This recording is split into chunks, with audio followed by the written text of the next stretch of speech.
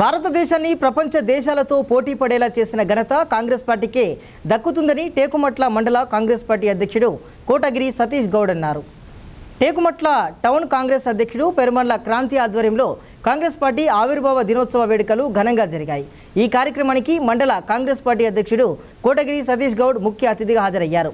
Congress party జెండాను ఆయన ఆవిష్కరించారు. ప్రజా సంక్షేమం కోసం పనిచేసిన పార్టీ కాంగ్రెస్ అని, పేద ప్రజల సంక్షేమం కోసం నిరంతరం ఆ పార్టీ అని పనిచేస్తుందని పేర్కొన్నారు.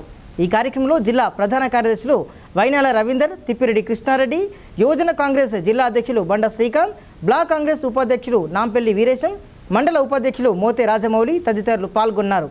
9 సంవత్సరాలు గడిచిన సందర్భంలో ఈ శుభ సందర్భంగా టేకుమట్ల మండల కాంగ్రెస్ కమిటీ ఆధ్వర్యంలో ఈరోజు మండల కేంద్రంలో జెండా ఆవిష్కరించి ఘనంగా ఆవిర్భావ వేడుకలు నిర్వహించడం జరిగింది.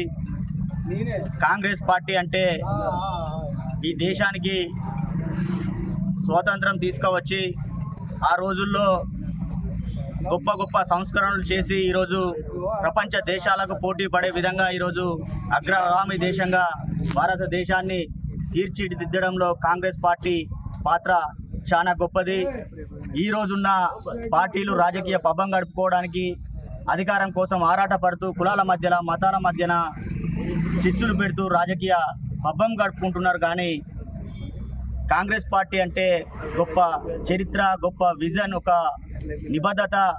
బడుగు బలహీన వర్గాలకు న్యాయం జరగాలంటే కాంగ్రెస్ పార్టీతోటే సాధ్యమవుతుంది.